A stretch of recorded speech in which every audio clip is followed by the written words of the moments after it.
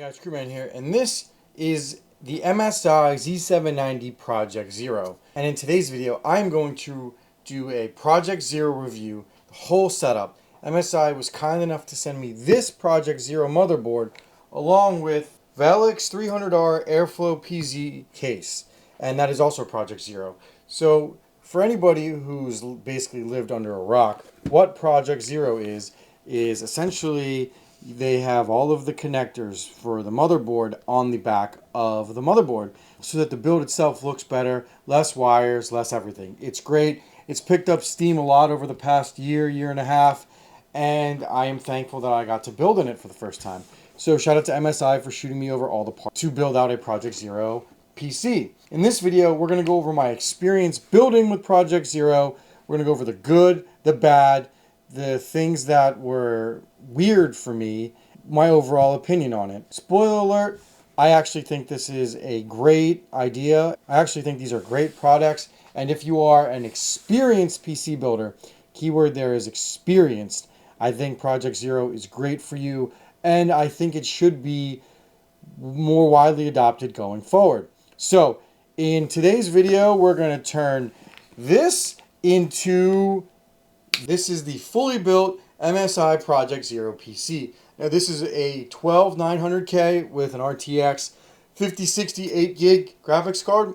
This is going to be my editing computer for the Crute Studio when that is up and running in about a month or so. So like I said, in today's video, we're going to show you my Project Zero building experience.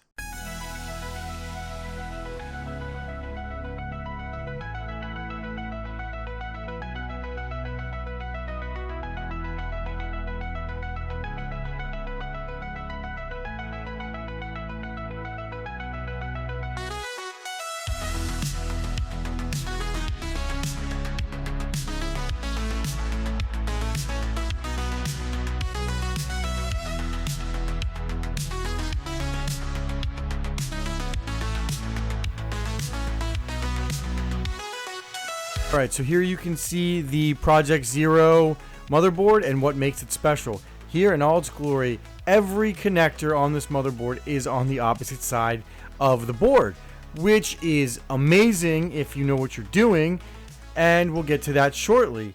So now let's get to building with this thing. Alright, so I really do like the quality of this thing. It feels high-end and it looks high-end too. It's just you got to be careful when you're holding it that way, as you don't want to accidentally stab yourself with the pins. Now, because this motherboard has all the pins on the back, it gives you an interesting, different take on your traditional PC build. Usually, I like to build everything on the motherboard and then drop the motherboard in the case. That is no longer an option. So when you're working with Project Zero, you're going to make sure you have a Project Zero compatible case, and it will have to say Project Zero, so you're limited in your options, which could be good or bad depending on how you look at it. And you're going to want to install the motherboard first before you put anything on it, which was a little bit jarring for me, as I've built probably over 100 PCs in my lifetime, and I had to change up the way I was doing it. And you also need to make sure that you have it lined up perfectly before you drop it in. If you accidentally put it in the wrong way, you could bend or break a pin, which I've certainly done that before with non-Project Zero motherboards, where I've put it in and I had to adjust it. So this is one of the reasons why I would recommend this for intermediate to expert builders, leaning towards the expert builder side, because it is not the most beginner friendly. But boy, if you know what you're doing, you will reap the rewards, as I will show you in just a minute. Okay, so here you can see what the motherboard looks like installed in the MPG Velix 300R Airflow case. The holes are there, the slots are there for everything. It's really amazing. I really love the fact that you don't have to run the wires through the case to the front, and it makes adding things last minute really amazing, and it makes routing your wires a lot easier, and you put more work in the beginning to make it easier at the end, because it really doesn't matter what it looks like on the back side of the case, as you're never ever gonna see it.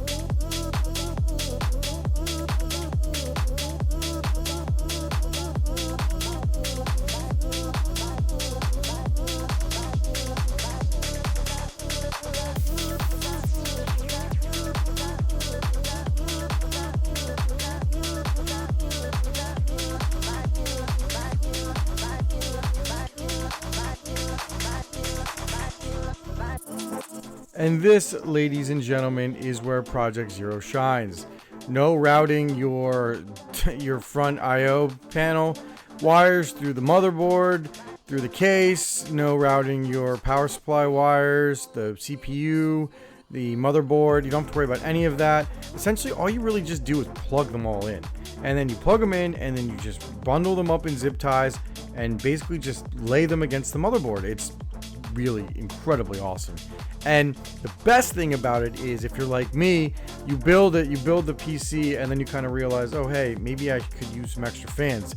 Well, you don't have to kind of shove everything. You don't have to shove everything in there and make more space, because there's already a ton of room, because you didn't have to route any wires through the front of the case and have any weird bend angles or anything like that. It's just incredibly convenient, guys. And that is the name of the game. Once you get over the initial setup hump, it's just straight convenience. All right, so back to the finished build. Now I'm gonna open up the back so you can actually see what it looks like. Now keep in mind, we've got a GPU, we've got an AIO, we've got an extra set of fans. So there's a lot of wires back there. And look at how clean it looks. So I'm gonna show you in the back right now. Looks beautiful, doesn't it? I'm not gonna claim for 1 second that this looks beautiful, but you don't see it in the front, and that's all that matters, right? This is like shoving all your cables in a cable box. But you can see that everything is wired well. There's nothing that's crammed in there and awkward looking. We've got an extra control box for the MSI fans that they had sent over after the build was done, so thank you to them for sending that out. You can see that we have the fan controller up here, which isn't getting interfered with. And you can see that I have the CPU plugged in. I've got all of the fans for the AIO. I've got the RGB headers in there. And you can see that we've got plenty of extra space if I needed to put anything else in. Now this is actually a lot easier routing the cables. Routing the cables this way is actually a lot easier than trying to make them fit traditionally. So once you get over that initial awkwardness, right? Because like as I showed you, building this, when you're holding the motherboard, you can't actually let the motherboard rest on the ground, or you could bend or break pins. I'm going to be honest with you, I actually had to rebend some pins back, and if you don't feel comfortable doing that, then your motherboard is shot. So basically, when you go to build this, right, you're going to want to prep the case first, open up the motherboard, and then drop the motherboard immediately in. Something that maybe as a beginner you wouldn't do, but you know, as long as you're like intermediate level of PC building, this, after that initial awkwardness, this is awesome, because once you install the CPU, motherboard, and RAM, which I showed you right after I put in the motherboard to the case, you basically build upside down, or you either build vertically or upside down. I actually prefer to build upside down because everything's screwed in, so it didn't matter. So it made everything a lot easier. Like, you know, when I don't have to have that awkward motherboard bend, when I don't have to have that awkward motherboard cable bend for the 24 pin, it just saves a lot of space. That bend always kills a lot of space in the back of your PC, and it always drives me nuts, and Project Zero gets rid of that. So not only was I able to not have that bend there, I didn't have to do that annoying routing of the CPU cable all the way to the side and then route it into the front. There's just so many things I can go on and on that I love about Project Zero. And it's one of those things that it's definitely hard to review unless you've done it. So shout out to MSI for, you know, sending this over for me to build on. So overall, Project Zero is a must. Like, I love it. I really think I would have a hard time not building PCs like this going forward. And on my main computer, when it's time to upgrade, I'm pretty certain that I'm going to be using a Project Zero AM5 motherboard. I mean, obviously this part doesn't look incredible, but when I snap it from this, I think it's quite amazing that all of that mess is nowhere to be found. And frankly, the only cables in the front are the tubes for the AIO and the one single 8-pin. And if this was a more powerful computer, as I don't need anything more powerful than 5060 for editing, if it was a more powerful computer, then I would have a 12-volt high-powered cable here. So essentially the same look of just two cables in the front, and there's 9 fans in here, so it's not like I skimped out on the fans. So it is incredible that It's like a party in the front and all business in the back. So to reiterate, this is a crude buy. I think this is the future of building PCs going forward. Now, I would not recommend this to beginners because it is definitely possible to damage these pins on this motherboard by not handling it correctly. And also, you absolutely need to make sure that you have a case that says Project Zero compatible. Really the only two negatives are it limits you on your case choice, and this is not really beginner friendly. Other than that, this is incredible. It is awesome. It makes a PC builder life so much easier, especially if you are someone like me and you hate routing cables and cable management, and like you can do cable management on the back and not worry about the looks as much because you know on the front it's gonna look amazing.